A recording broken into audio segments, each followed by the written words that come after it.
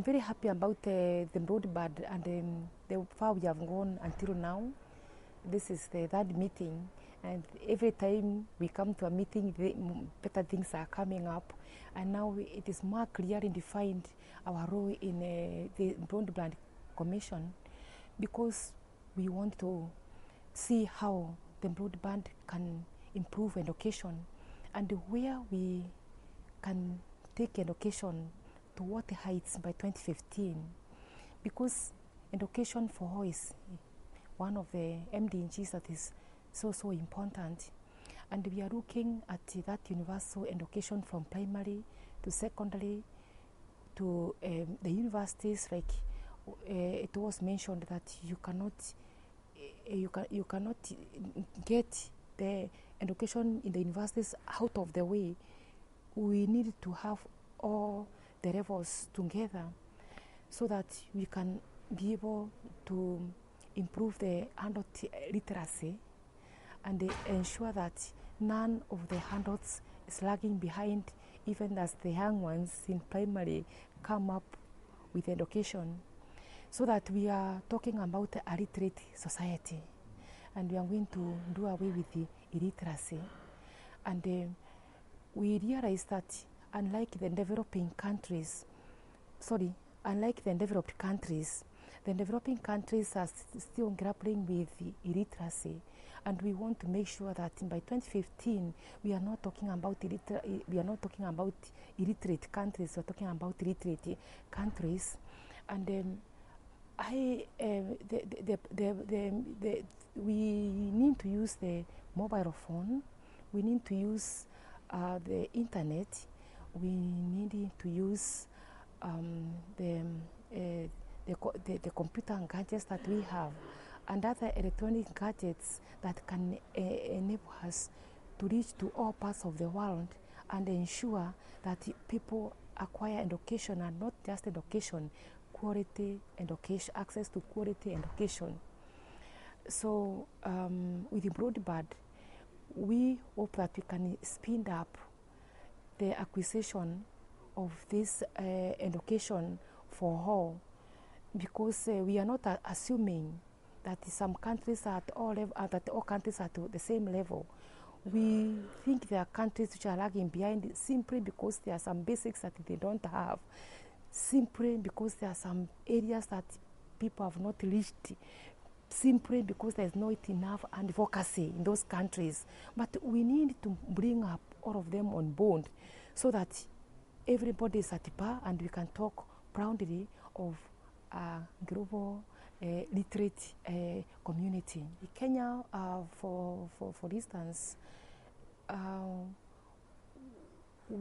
we have the free primary education, and now the government has put in place policies that will ensure that there is e-learning in schools, secondary, primary and secondary, and the e-learning is now key within the policies, the institutional policies, and the Ministry of Education is very much given to ensuring that we are using the ICTs to be able to expand education and to be able to use the internet. The government has removed the levies, the taxes on computers, so that computer accessories, so that people can bring in more computers, people can sell computers without actually people having to pay taxes, because by the end of it, they want these computers to be used in schools so that the students there can be able to access information from the internet without costs. The mobile telephony, the cost for the telephone, for the mobile use of the mobile text messaging and also for calling was expensive, but now it has been brought down. The costs are much lower, and now more young people are able to buy telephone gadgets. The older generation can also now have the telephones. They can buy them; they are cheaper, and by that way, information sharing is much more freer. It's much more easier. The people in the urban are able to communicate to the people in the rural using the telephone gadget. The young people, even in high schools and the primary schools, they are now using the telephone to communicate with their friends. They use it to go on Facebook. They use it to go on Twitter and to exchange information. I think this is very important because when you think about information sharing, and you are including the young and the old together, they are able to share information together. I think this is the way to go because it's anything that will increase their knowledge and improve their way of doing things. It is positively. It will have positive change in their lives. Like now is in distance learning. We have students, for example, in the institutions who are working professionals and they cannot go into the normal physical classrooms. So the content is put online in the learning management systems. Maybe you can use the Moodle or maybe the Blackboard. Initially, we used to use the WebCT, but now the Blackboard came in. But people are now using the more open source like the Moodle. So you put the content online, and we have teachers who are able to facilitate the courses online, and then you engage students in forum discussions in chat rooms. They're using the blogs, they're using the wikis, and the students are able to get materials from the digital libraries. So the teacher is there as a facilitator, and the students are there involved in discussing different topics from different subjects, and they're able to give feedback to the lecturers and the assignments. They're able to do the assignments online, submit them online. They are able to get their course outlines online. They are able to chat with the fellow students online. So it's a whole beautiful way of communicating with each other, and the students exchange ideas related to the topics that are given to them by the teacher. The teacher goes to online, logs online to see what the students are doing, and guiding them, and trying to shape the discussion so that the students don't get off the discussion. So it becomes very beautiful when it is guided by the teacher. Online. When the students are left on their own, they discuss, but then what we tell the teachers to do is to make sure that there is a student there who is in charge of the others to see what they are doing so that they don't divert, and then they can discuss the topics together.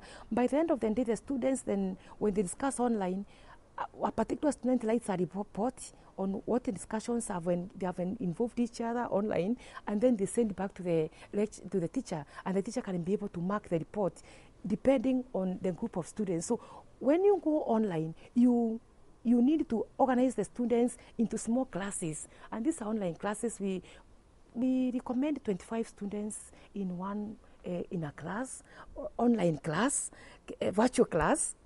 And you might be having 4 or 5 groups of students online, and you are monitoring what different classes are doing. So these students, they are not with you there. They are virtual from different parts of the country or from different countries, and we're able to bring them together so they can be able to discuss online. It's beautiful when you are doing distance education and you involve e-learning and introduce e-learning into distance learning, because then students are able to come together virtually. Apart from that, if the institution has a video conferencing facility, then you bring the students from different places can discuss together virtually. One teacher can teach in many campuses, like we have at Kenyatta University. We have at the many campuses, a teacher can teach many classes at once at the same hour. So it's just a matter of bringing the students together. So one is the computer, using the internet, using a learning management system.